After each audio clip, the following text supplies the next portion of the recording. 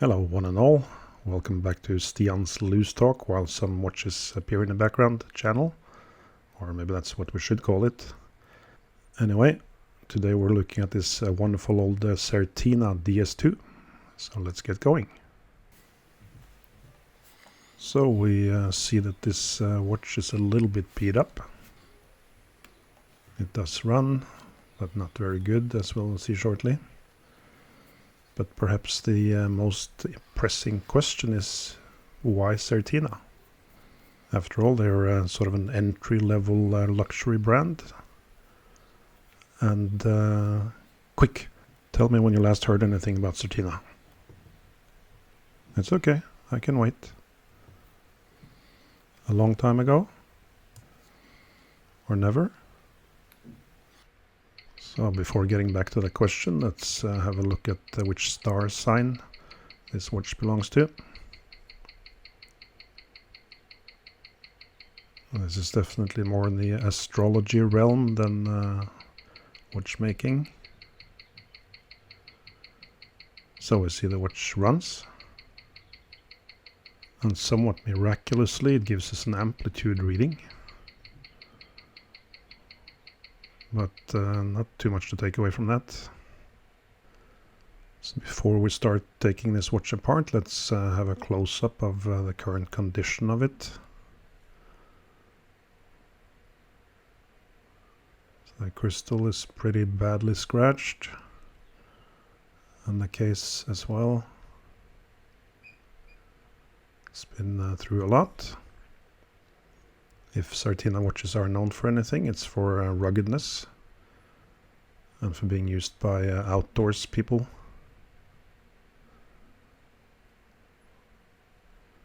See, it's a very chunky and solid case, but it's quite beaten up. The very nice blue dial does, however, seem to be in good condition. And that's obviously one of the most important things with a vintage watch. So let's open this baby up. The case back is actually very tight, so we're gonna have to use a bigger tool.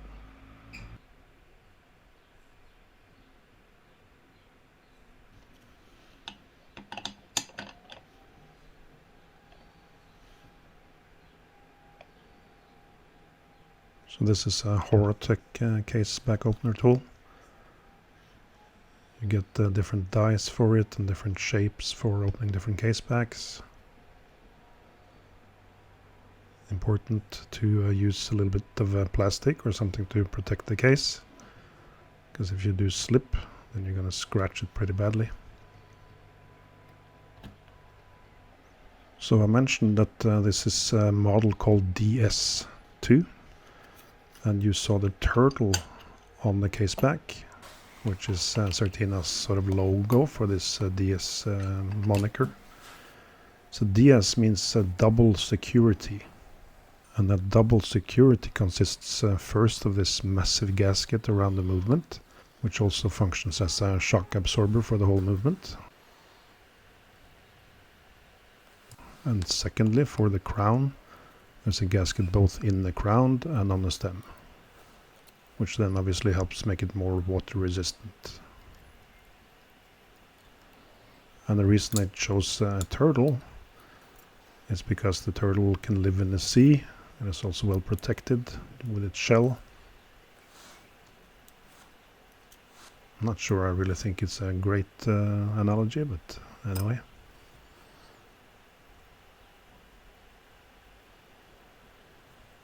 So we gotten the dial off. We saw that it is indeed in very nice condition. It's got this very nice, vibrant, dark blue gradient. Very beautiful. A little bit reminiscent of H. Monster and C nowadays, but of course a different level. There are a couple of things to note on the dial side here. First is this rather unusual and a little bit over-engineered calendar setting wheel that we're taking off right here. It is used, however, to make a very quick flip over of the date, which is a feature obviously. Apart from that, there are no real surprises or anything special about the dial size, so let's turn the watch over.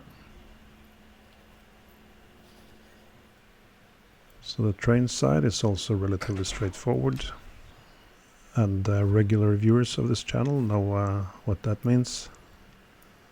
Uncontrolled ranting and talking about completely unrelated things for a long time. So let's start off by getting back to this initial thing about whether or not you know Certina. And most people don't really know Certina. And if we revisit this swatch group hierarchy pyramid, it is pretty much on par with brands like Hamilton and Tissot, slightly below Longines, for instance, in the modern day hierarchy. But as you will hopefully see by this video, these vintage Certina watches, and especially the movements, are very well made, very high quality, nicely finished and everything, and used by quite a few other manufacturers as well. I'll post a video quite shortly from one of the other brands I already mentioned from the swatch group that actually uses Certina movement. Their movements were quite popular back in the day, but I'm going to keep it a surprise for now, which brand I'm talking about. Oh, Grandpa, tell us please, pretty please with sugar on top. No. And I think a key reason why Certina never really established themselves as a brand is because of their beginnings. They really started out as a technical supplier, relying on the prowess of what they could do technically, rather than as a brand.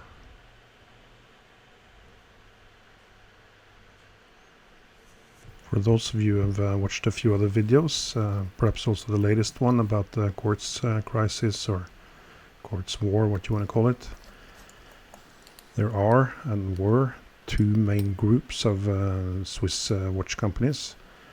One are the Bosch manufacturers. So a Bosch is just let's say a raw movement, not decorated, but of course functioning.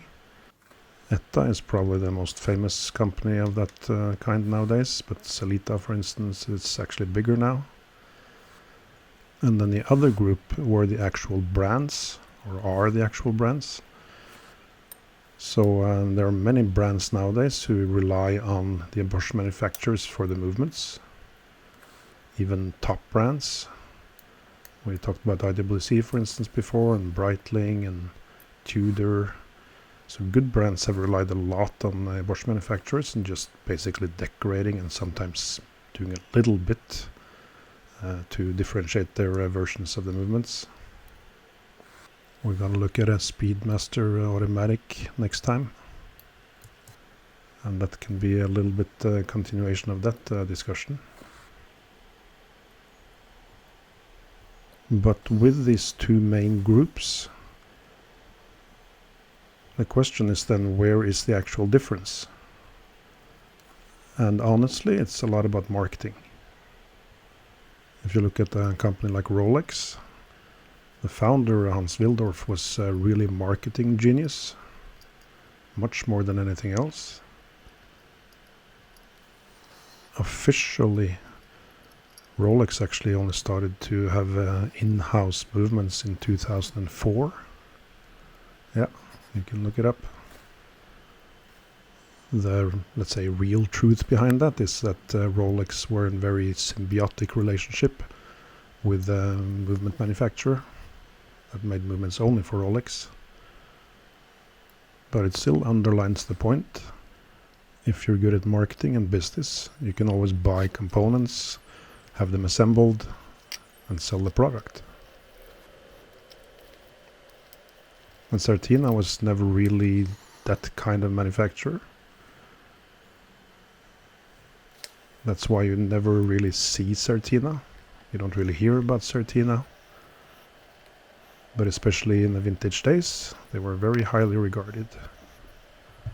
So we're going to have a video very shortly, as mentioned, with another watch that is well known and also part of this watch group that use Certina movements.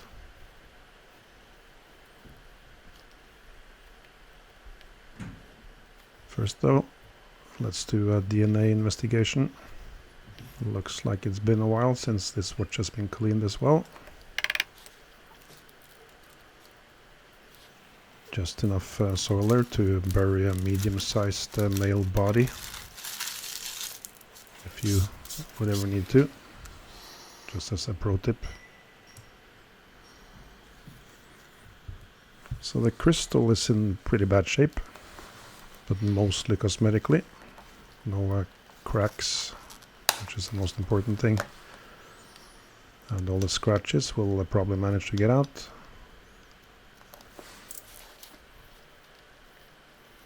And let's go digging for some more gold. See if we can get some pay dirt or only dirt. So this is what happens over the years when you wear a watch on your wrist. It becomes dirty. And I don't mean in the Christina Aguilera way. No, we're talking dirty. Like in what did this previous guy do to these bowling shoes I just rented kind of way. And which body part is it actually from? Gonna take out the mainspring.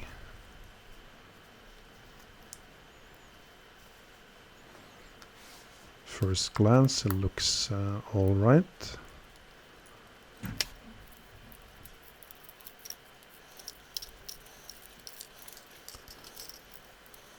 But the tail end of the spring has broken off, and that's the piece that holds the spring tight against the barrel wall, which then means that the string is not stable, it's going to slip. And that also helps explain the reason for this strange readout on time grapher. So we're going to have to find a new mainspring for this watch. And with that we have all the pieces taken apart. Gonna put it in the cleaner. We have a tiny basket for the smallest parts and the most delicate parts, and then we put the rest into the bigger baskets, and off we go.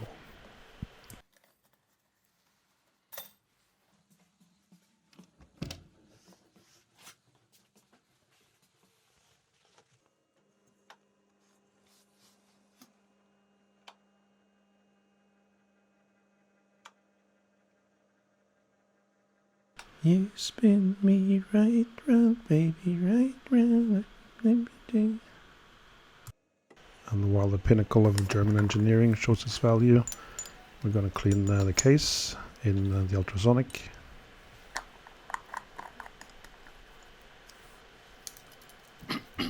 Alright, we got all the parts back from the cleaning machine, and we miraculously found a new mainspring.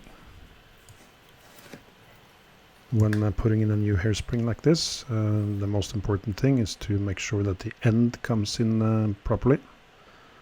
So we're going to ease it in with the end of the tweezers here.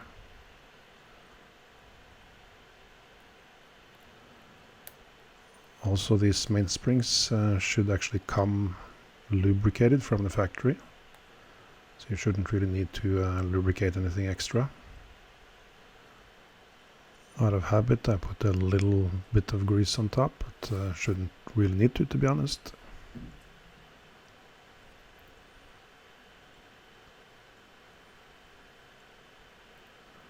And we get the barrel arbor back in. Put a little bit of HB 1300 on the pivot. And there we are.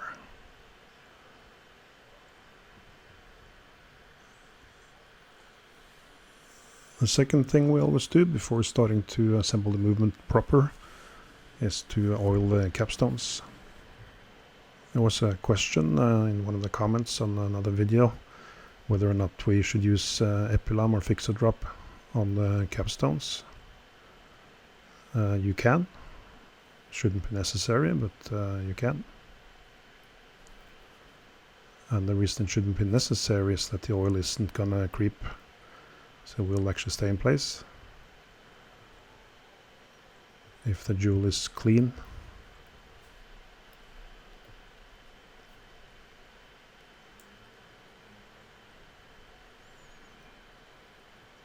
Now looking a little bit closer at the movement, we can see it's nicely finished.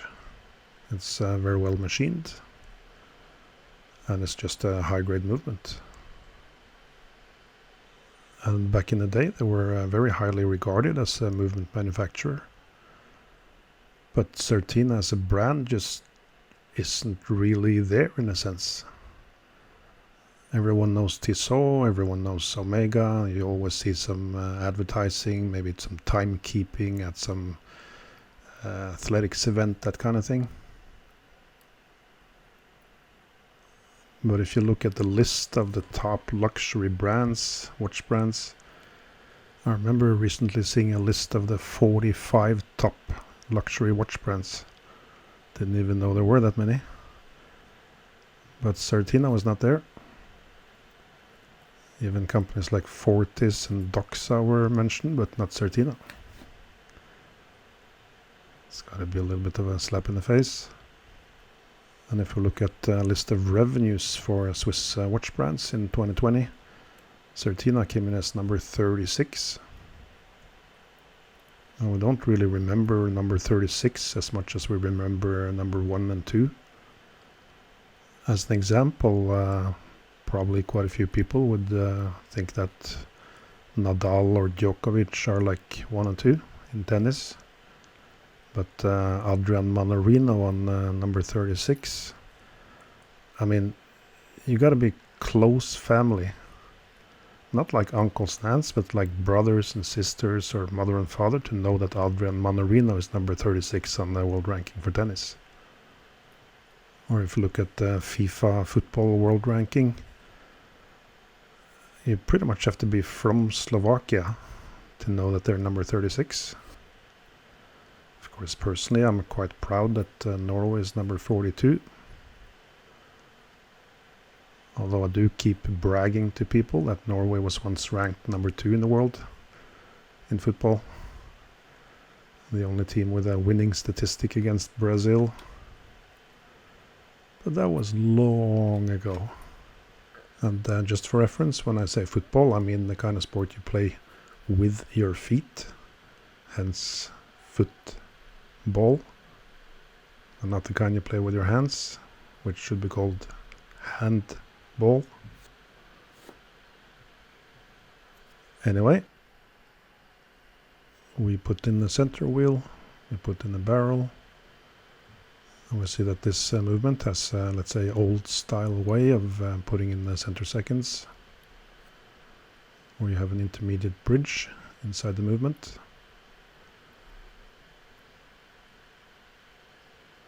Nowadays, pretty much all movements have an indirectly driven seconds pinion. Makes the movement a little bit slimmer. And shame on me for showing a little bit of bad practice there. We should hold down springs like that with a probe or similar. They can always ping. Even though you've done it a lot of times before, all of a sudden it pings. And when it pings, that's when you sort of regret that you yielded to your wife's demand of having a lush carpet in your workshop.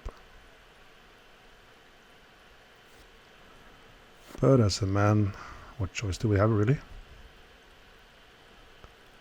Lush carpets in the workshop, in the toilet, on your back.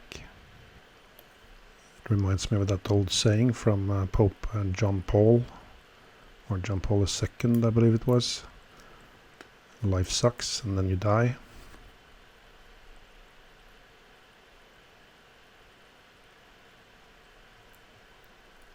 Alright, so we're getting to the keyless works. Straightforward keyless works on this watch. The only strange thing is that this watch for some reason has a split stem.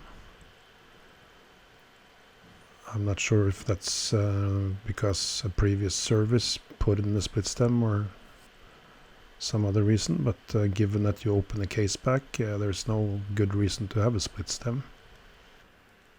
Not that you always need a good reason to do things. Most men are pretty much living proof of that.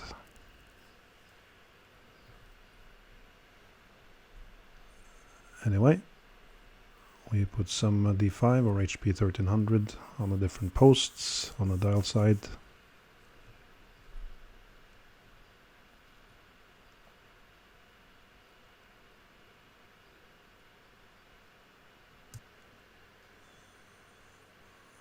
I've mentioned this in other videos, but in general, when you oil things in the watch, you use light oil for rotating things, basically wheels and pinions that rotate fast with little pressure.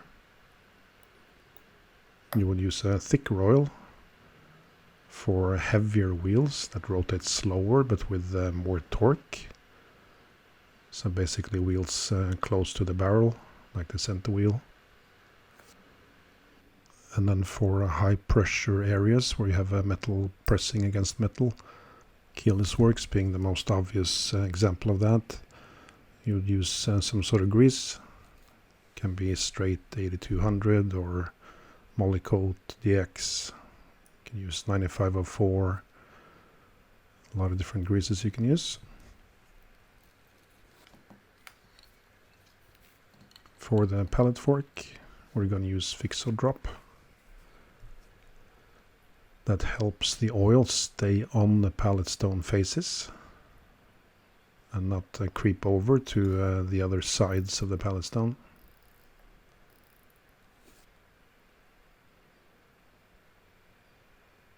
And let's also look at how we oil the pallet stones. We put a little bit of oil on the face, and then we flick the lever forward a few times and repeat it. And most of these old watches, the escape wheel has 15 teeth. So if we do this 3 times and forward the escape wheel 5 teeth each time, then that should be approximately 15.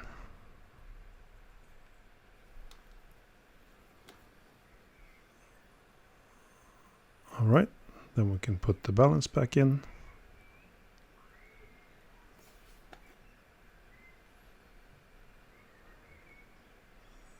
And we're not going to let the movement run dry for very long, so we're going to put some oil into the pivots. Using 90-10 for almost all the wheels, except the center wheel where we use HP 1300 or D5.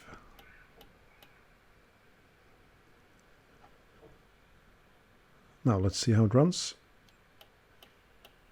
Let's first demagnetize it, and then it's quite a lot of difference. That's great to see. So that mainspring was definitely part of it, but the general dirt level was also higher than your average adult bookstore at approximately 2:34 at night. So the only thing we want to do is take out that little beat error, and that looks good. Always good to let the watch run ever so slightly fast.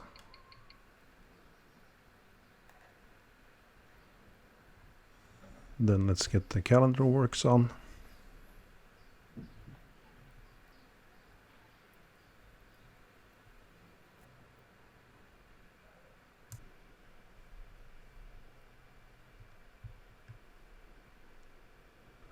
It is a very nice movement to work on. You don't see a lot of manual movements nowadays with date. But given that Certina has this low brand recognition, you can easily find vintage Certinas for a very nice price. So for those of you who are looking into doing this as a hobby or learning more about it, Certinas are a very good choice. Very solid watches.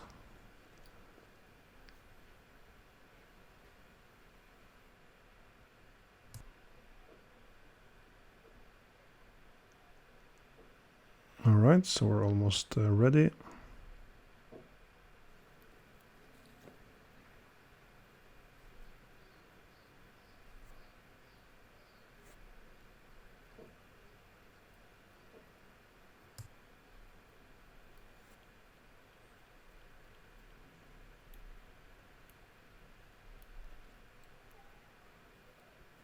We're gonna oil the date jumper ever so slightly using HB 1300.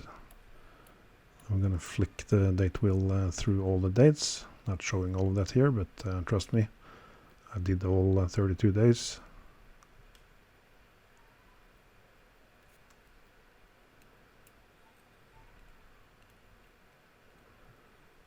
And now I can get this lovely dial back on.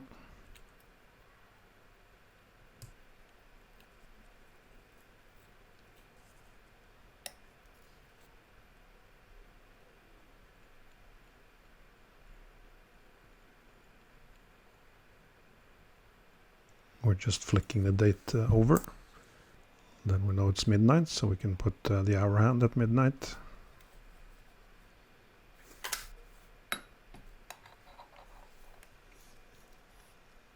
I heard this story about a disgruntled customer who had his watch serviced, and then he came back, like drove a couple of hours from his home to the watchmaker and said something wrong. The watch changes the date at noon instead of midnight.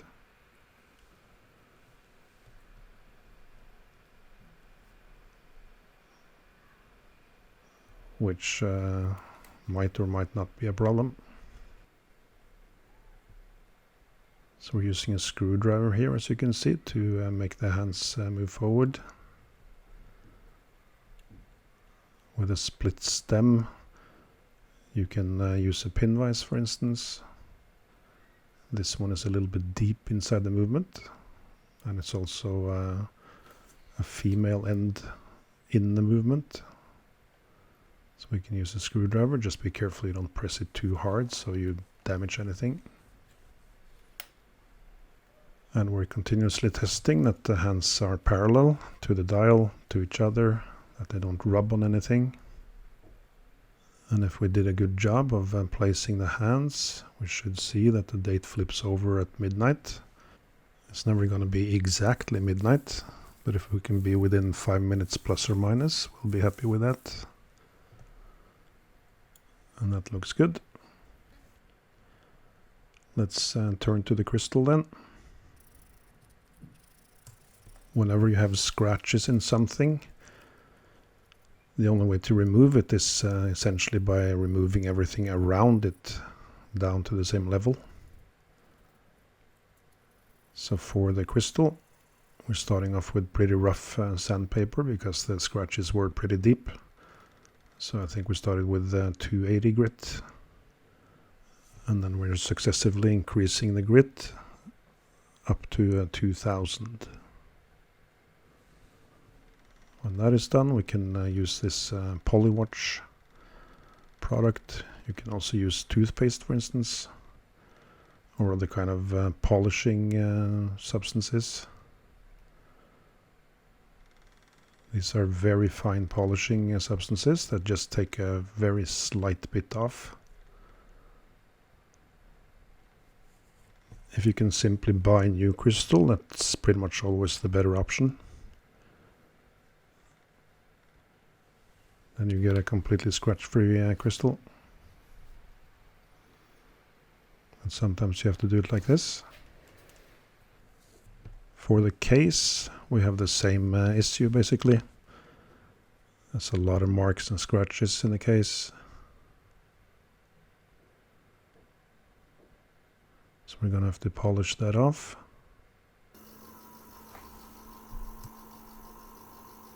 Now if you have very deep scratches, it's probably better to leave those alone, because you're gonna have to remove a lot of metal.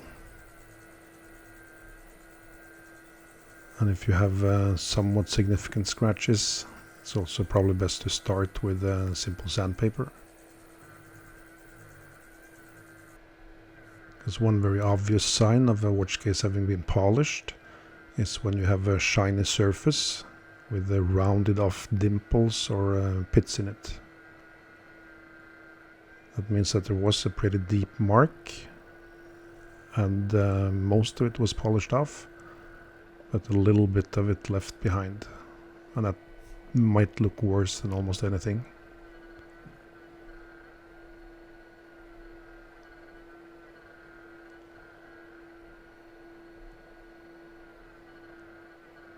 I'm certainly not a master polisher, so there are probably better videos out there for that.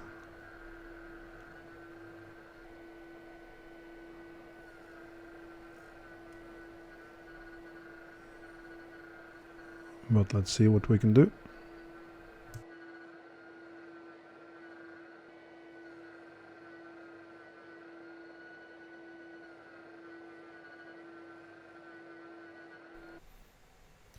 So I'm sorry for the out of focus here, but we're putting in a new gasket for the case back.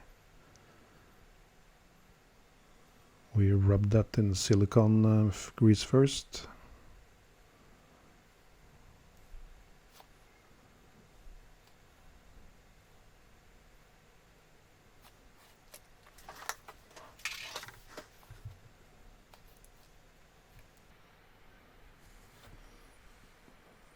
For the movement, we have this movement ring, and then also this massive chunk of a gasket.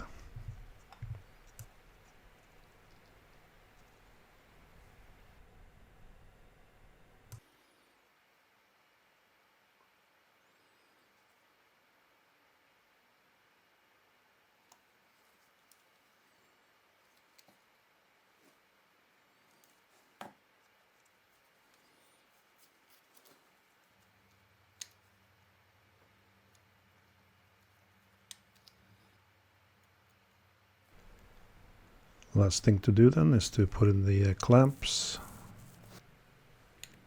to hold movement to this movement ring. We're also going to put a new gasket on the stem.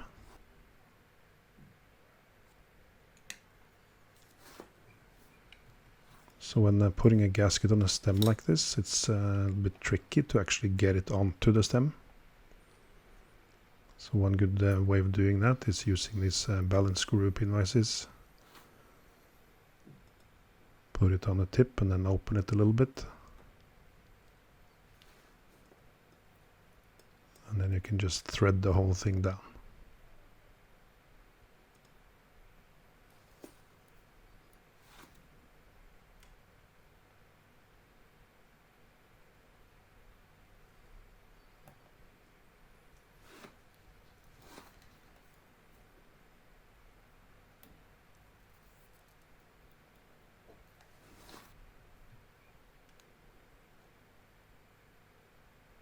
Again, a little bit out of focus.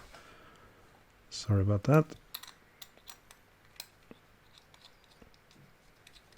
And there we are.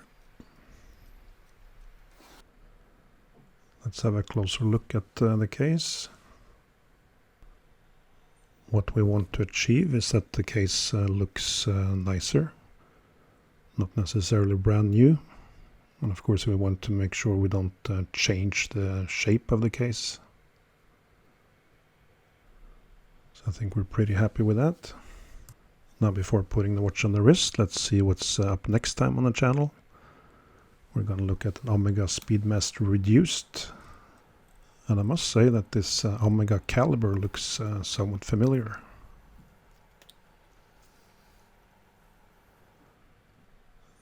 And look at that, we even color matched the strap with the dial. It looks very nice on the wrist.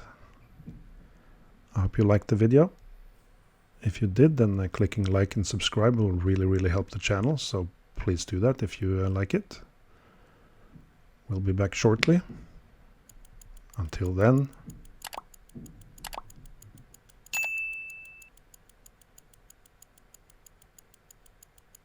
ta-ta.